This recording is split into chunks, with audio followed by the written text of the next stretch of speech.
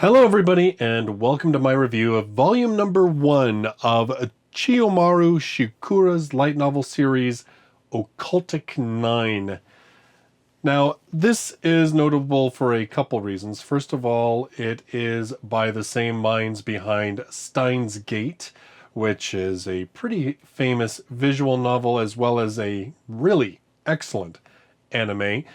This was also one of the launch titles that J-Novel Club came out with last year when they've launched, and then it has been picked up for physical release by 7 Seas.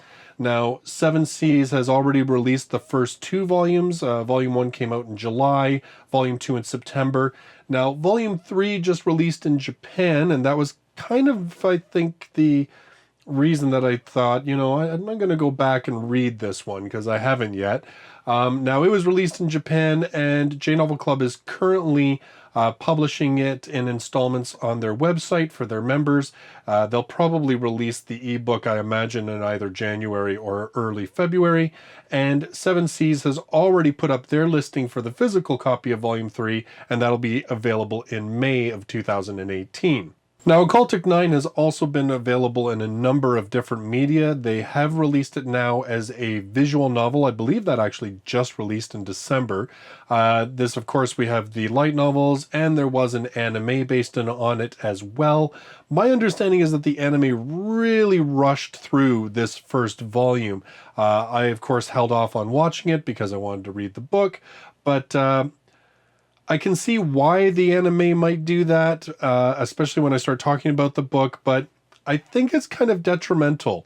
So the first volume, and I'm only going to be able to talk about the first volume, it's all I've read. So the first volume is very much like a 7 degrees of separation. It's that game where most people talk about Kevin Bacon, so 7 degrees of Kevin Bacon. They take him and they sort of say that by moving only 7 places, you can basically relate everybody to Kevin Bacon somehow. And that is kind of how this book works.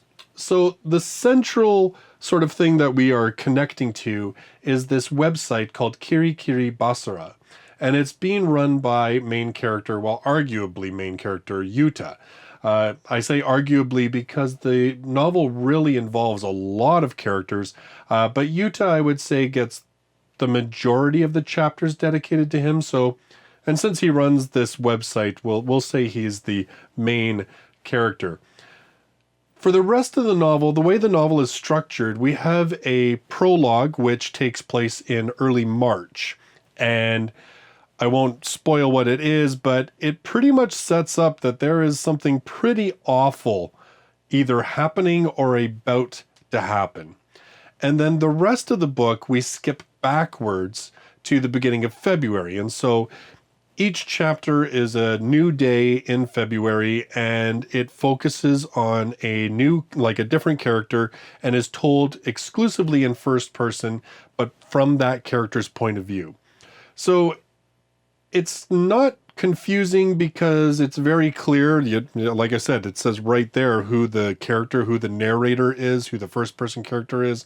And each of these characters is very, very different. And so as we go along in the novel, we get a couple of chapters from each of these characters' points of view. And as we move along and we sort of connect dots, like I said, it all sort of connects eventually back to Kirikiri Basara. Now, whether that be one person who reads the website is then known by another person, and then somebody else knows that person, and then it kind of all interconnects. That's sort of how this book puts things together. And this first volume very, very much focuses on the characters. To be honest, there isn't a lot of movement in terms of a plot until near the very end of the book.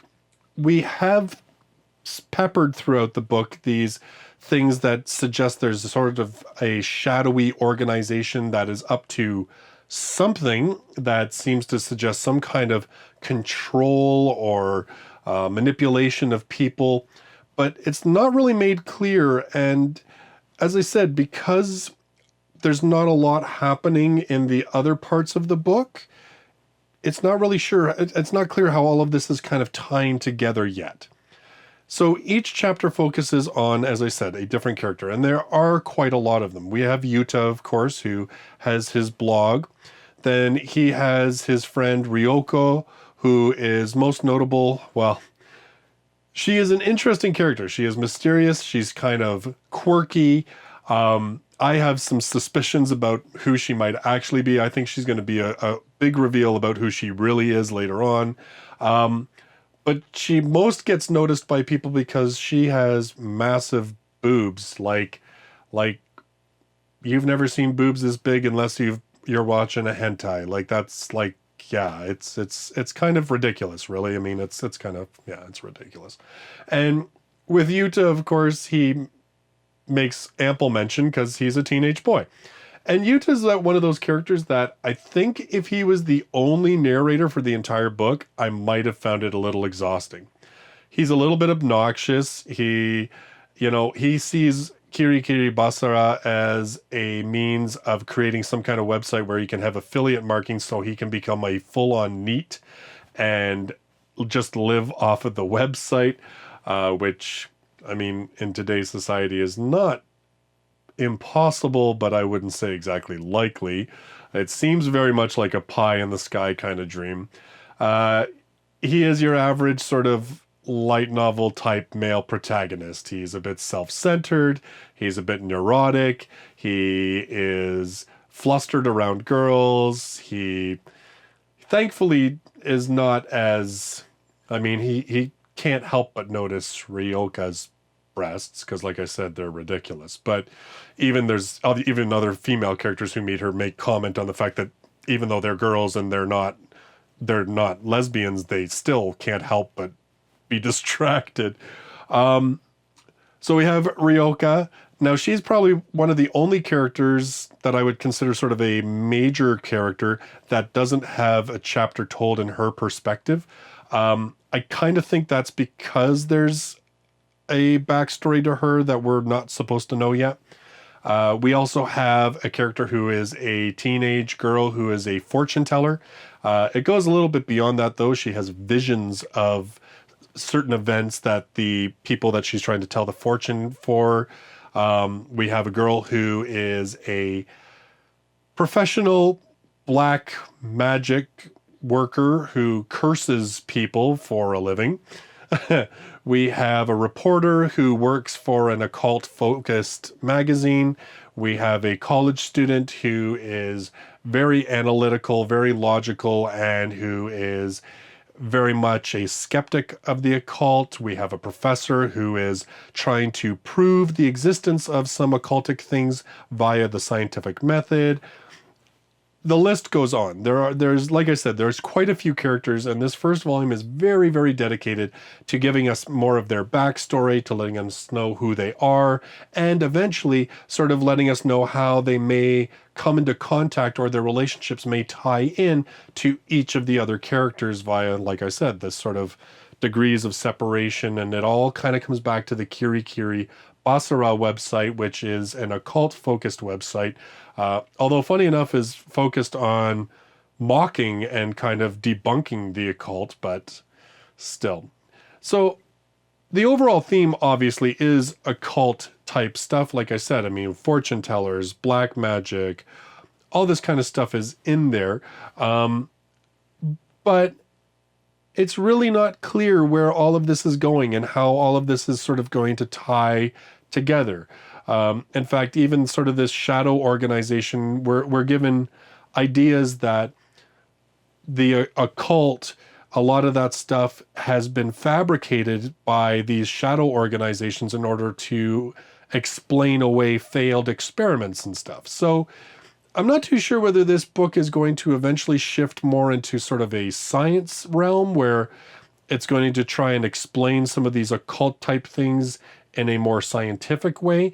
Now, obviously, with like Steins Gate, robotics notes, we have seen more of a science-focused storytelling from these people before, so it's not entirely impossible.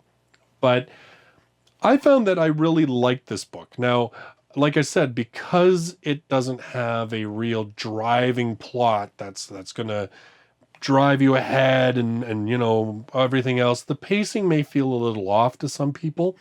I think part of the reason I liked it because each of the characters is relatively interesting. They're engaged in interesting things. I was curious to see how they all would kind of connect with each other.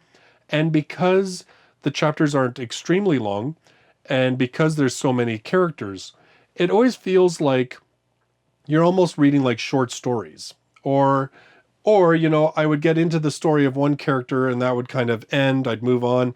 But my desire to go back and read more about that character kind of pulled me along to see what would happen next with them. So you really have sort of this very character-driven first volume. Like I said, by the time you get to the end of it, though, there is this really big event that Yuta kind of finds himself involved in that leaves the book on a huge cliffhanger and really suggests that the plot is about to kind of kick into high gear. But it's not going to happen in this book. You have to realize that this is very, very much about introducing you to all these characters and how they relate to one another. And if you're not into that kind of thing, then you may not enjoy this book. Myself, I liked it. I liked that the characters had such variety. I liked that they had all of these different backstories, and their backstories were actually kind of interesting. And, you know, like we have, like Miyu is the girl that tells fortunes. It was very interesting to see sort of how she has this kind of negative backstory because of her visions, but at the same time, she seems to be one of the most well-adjusted individuals in the book because she wants to basically prove that her ability is worth something and that it is actually a good thing. So, as I said, we have these very fleshed out characters, and like, I just can't imagine if the end, like I said, I can understand the anime rushing through this because anime, of course, wants to get to the plot. They want to hook you on the plot. But I can't imagine myself being as interested in what happens without being interested in these characters. And that's what this first volume really, really is all about. And as I said, I enjoyed it. I enjoyed the fact that there were numerous characters. I enjoyed the fact that because there were different things going on all the time, it didn't feel stale. It didn't feel stagnant. Like I said, even with Yuta, like I think if he had been the sole first-person narrator for the entire book, I don't think I would have liked it as much because his voice is very similar to a lot of other light novel protagonists. But because we moved on to other characters, older characters, female characters, you know, characters with far more tragic and horrible pasts compared to Yuta's, which really just seems to be average. It just made the book feel different all the time. And like, but because you have this overriding theme of the occult, and because you do start moving closer and closer to seeing how all of these characters relate to each other and exist kind of in this same world together, it doesn't feel too disjointed. So all in all, I actually really liked Occultic Nine. I'm kind of surprised that I held off so long on this. I think the main reason was because if I recall hearing that the second volume didn't exactly tie everything up, so I kind of held off because I thought, do I really want to get into a series where there's no end? But now that there's a third book out, I don't know if the third book actually does complete the series. I'm not too sure, but now at least that there's a third book out, there is a bit more to read and to check out.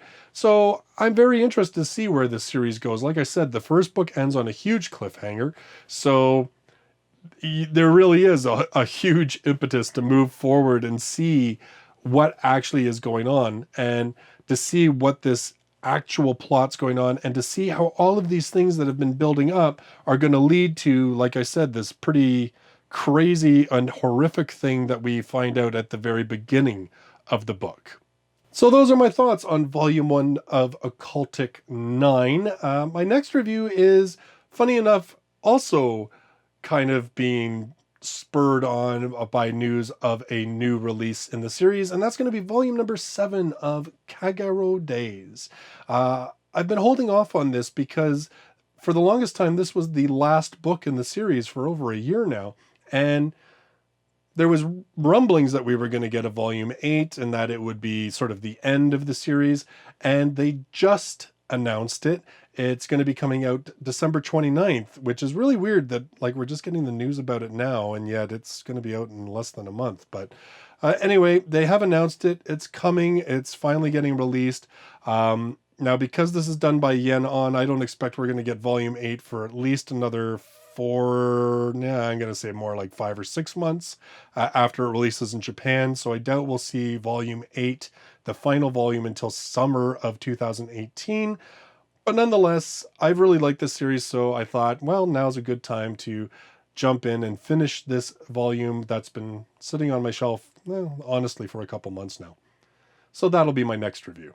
So if you love light novels and you're brand new to the channel, don't forget to subscribe. I do 2 to 3 reviews every single week, as well as a weekly countdown of the top 10 best-selling light novels in Japan. Thank you so much for joining me in this video, and I look forward to seeing you in the next one. Till then, bye-bye for now.